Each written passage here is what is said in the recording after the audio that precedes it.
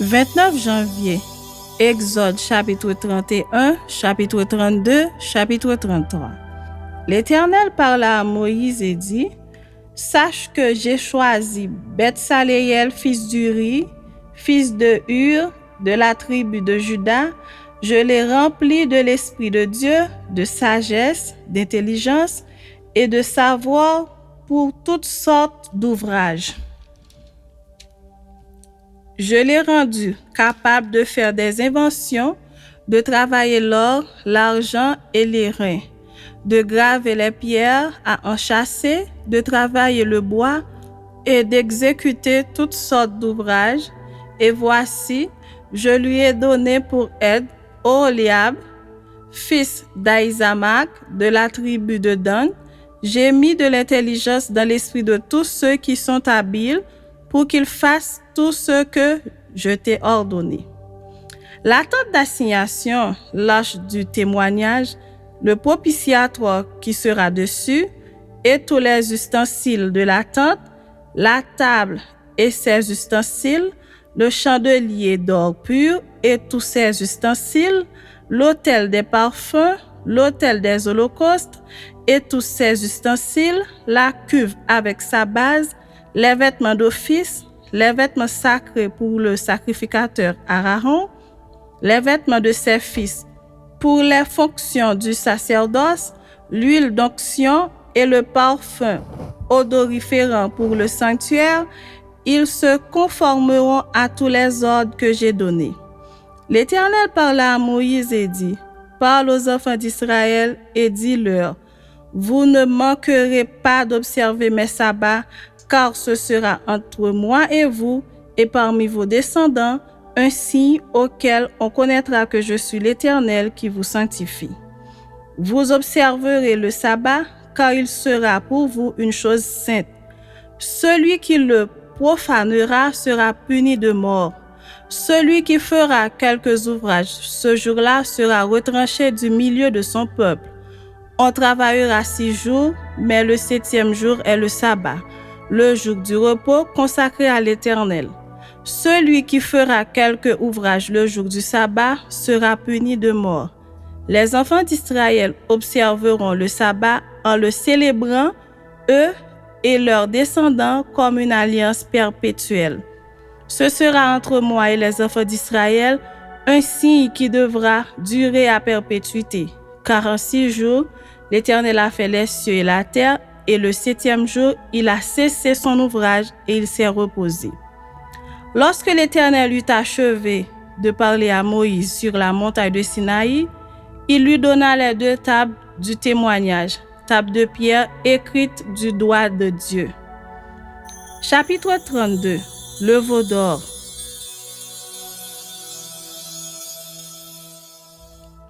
Le peuple, voyant que Moïse tardait à descendre de la montagne, s'assembla autour d'Aaron et lui dit, « Allons, fais-nous un Dieu qui marche devant nous. Car ce Moïse, cet homme qui nous a fait sortir du pays d'Égypte, nous ne savons ce qu'il est devenu. » Aaron leur dit, « Ôtez les agneaux d'or qui sont aux oreilles de vos femmes, de vos fils et de vos filles. Apportez-les-moi. » Et tous ôtèrent les anneaux d'or qui étaient à leurs oreilles, et ils les apportèrent à Aaron. Il les reçut de leurs mains, jeta l'or dans un moule et fit un veau en fonte. Et ils dirent, « Israël, voici ton Dieu, qui t'a fait sortir du pays d'Égypte. » Lorsqu'Aaron vit cela, il bâtit un autel devant lui, et il s'écria, « Demain, il y aura fête en l'honneur de l'Éternel. » Le lendemain, ils se levèrent de bon matin, ils offrirent des holocaustes et des sacrifices d'action de grâce. Le peuple s'assit pour manger et pour boire, puis ils se levèrent pour se divertir. L'Éternel dit à Moïse, « Va, descends, car ton peuple que tu as fait sortir du pays d'Égypte s'est corrompu. » Ils se sont promptement écartés de la voie que je leur avais prescrite. Ils se sont fait un veau en fonte, ils se sont prosternés devant lui, ils lui ont offert des sacrifices et ils ont dit, « Israël, voici ton Dieu qui t'a fait sortir du pays d'Égypte. » L'Éternel dit à Moïse, je vois que ce peuple est un peuple au cou roide. Maintenant laisse-moi, ma colère va s'enflammer contre eux, et je les consumerai, mais je ferai de toi une grande nation. » Moïse implora l'Éternel, son Dieu, et dit, « Pourquoi, ô Éternel, ta colère s'enflammerait-elle contre ton peuple, que tu as fait sortir du pays d'Égypte par une grande puissance et par une main forte? Pourquoi les Égyptiens diraient-ils, c'est pour leur malheur qu'il les a fait sortir, c'est pour les tuer dans les montagnes et pour les exterminer de dessus la terre? Reviens de l'ardeur de ta colère et répands-toi du mal que tu veux faire à ton peuple. Souviens-toi d'Abraham, d'Isaac et d'Israël, tes serviteurs auxquels tu as dit, en jurant par toi-même, je multiplierai votre postérité comme les étoiles du ciel. Je donnerai à vos descendants tout ce pays dont j'ai parlé, et ils le posséderont à jamais. » Et l'Éternel se repentit du mal qu'il avait déclaré vouloir faire à son peuple. Moïse retourna et descendit de la montagne, les 2 tables du témoignage dans sa main. Les tables étaient écrites des 2 côtés. Elles étaient écrites de l'un et de l'autre côté.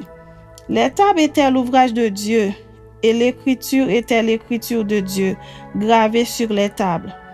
Josué entendit la voix du peuple qui poussait des cris, et il dit à Moïse, « Il y a un cri de guerre dans le camp. » Moïse répondit, « Ce n'est ni un cri de vainqueur, ni un cri de vaincu.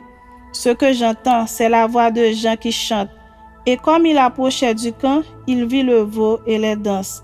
La colère de Moïse s'enflamma, il jeta de ses mains les tables et les brisa au pied de la montagne.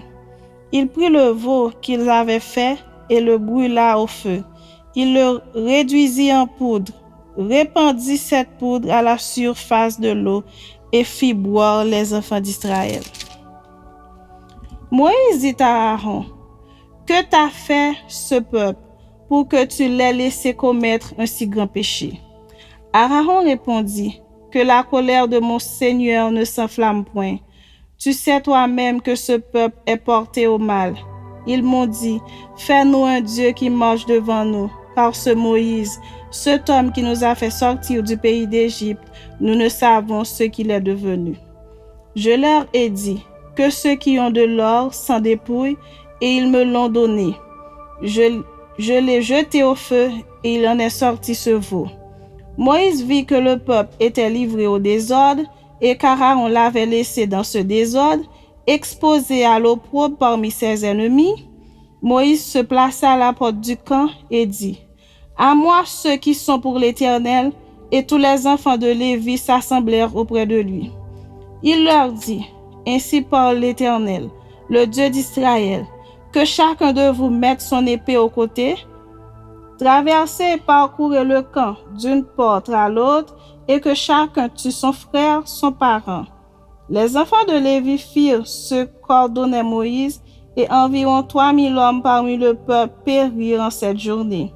Moïse dit, « Consacrez-vous aujourd'hui à l'Éternel, même en sacrifiant vos fils et vos frères, afin qu'il vous accorde aujourd'hui une bénédiction. » Le lendemain, Moïse dit au peuple, « Vous avez commis un grand péché. Je vais maintenant monter vers l'Éternel. J'obtiendrai peut-être le pardon de votre péché. » Moïse retourna vers l'Éternel et dit, « Ah, ce peuple a commis un grand péché. Ils se sont fait un dieu d'or. Pardonne maintenant leur péché. Sinon, efface-moi de ton livre que tu as écrit. » L'Éternel dit à Moïse, « C'est celui qui a péché contre moi que j'effacerai de mon livre. Va donc, conduis le peuple où je t'ai dit. Voici, mon ange marchera devant toi, mais au jour de ma vengeance, je les punirai de leurs péchés. » L'Éternel frappa le peuple parce qu'il avait fait le veau fabriqué par Aaron. Chapitre 33.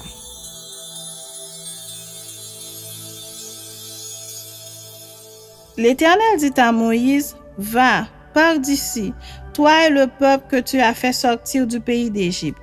Monte vers le pays que j'ai juré de donner à Abraham, à Isaac et à Jacob en disant, je le donnerai à ta postérité. J'enverrai devant toi un ange et je chasserai les Cananéens, les Amoréens, les Essiens, les Phérésiens, les Éviens et les Jébusiens. Monte vers ce pays où coule le lait et le miel, mais je ne monterai point au milieu de toi, de peur que je ne te consume en chemin, car tu es un peuple au cou roide. Lorsque le peuple eut entendu ces sinistres paroles, il fut dans la désolation, et personne ne mit ses ornements. Et l'Éternel dit à Moïse, « Dis aux enfants d'Israël, vous êtes un peuple au cou roide. Si je montais un seul instant au milieu de toi, je te consumerais. Ôte maintenant tes ornements de dessus toi, et je verrai ce que je te ferai. » Les enfants d'Israël se dépouillèrent de leurs ornements en s'éloignant du mont Horeb. Moïse prit la tente et la dressa hors du camp, à quelque distance. Il l'appela tente d'assignation, et tous ceux qui consultaient l'Éternel allaient vers la tente d'assignation qui était hors du camp. Lorsque Moïse se rendait à la tente, tout le peuple se levait. Chacun se tenait à l'entrée de sa tente et suivait des yeux Moïse jusqu'à ce qu'il fût entré dans la tente. Et lorsque Moïse était entré dans la tente, la colonne de nuée descendait et s'arrêtait à l'entrée de la tente, et l'Éternel parlait avec Moïse. Tout le peuple voyait la colonne de nuée qui s'arrêtait à l'entrée de la tente. Tout le peuple se levait et se prosternait à l'entrée de sa tente. L'Éternel parlait avec Moïse face à face, comme un homme parle à son ami. Puis Moïse retournait au camp. Mais son jeune serviteur Josué, fils de Nun, ne sortait pas du milieu de la tente. Moïse dit à l'Éternel, « Voici, tu me dis, fais monter ce peuple, et tu ne me fais pas connaître qui tu enverras avec moi. Cependant, tu as dit, je te connais par ton nom, et tu as trouvé grâce à mes yeux. Maintenant, si j'ai trouvé grâce à tes yeux, fais-moi connaître tes voies. Alors je te connaîtrai, et je trouverai encore grâce à tes yeux. Considère que cette nation est ton peuple. » L'Éternel répondit, « Je marcherai moi-même avec toi, et je te donnerai du repos. » Moïse lui dit, « Si tu ne marches pas toi-même avec nous, ne nous fais point partir d'ici. Comment sera-t-il donc certain que j'ai trouvé grâce à tes yeux, moi et ton peuple? Ne sera-ce pas quand tu marcheras avec nous et quand nous serons distingués, moi et ton peuple, de tous les peuples qui sont sur la face de la terre? » L'Éternel dit à Moïse, « Je ferai ce que tu me demandes, car tu as trouvé grâce à mes yeux, et je te connais par ton nom. » Moïse dit, « Fais-moi voir ta gloire. » L'Éternel répondit, « Je ferai passer devant toi toute ma bonté, et je proclamerai devant toi le nom de l'Éternel. Je fais grâce à qui je fais grâce, et miséricorde à qui je fais miséricorde. » L'Éternel dit, « Tu ne pourras pas voir ma face, car l'homme ne peut me voir et vivre. » L'Éternel dit, « Voici un lieu près de moi. Tu te tiendras sur le rocher. Quand ma gloire passera, je te mettrai dans un creux du rocher, et je te couvrirai de ma main jusqu'à ce que j'aie passé. Et lorsque je retournerai ma main, tu me verras par derrière, mais ma face ne pourra pas être vue. »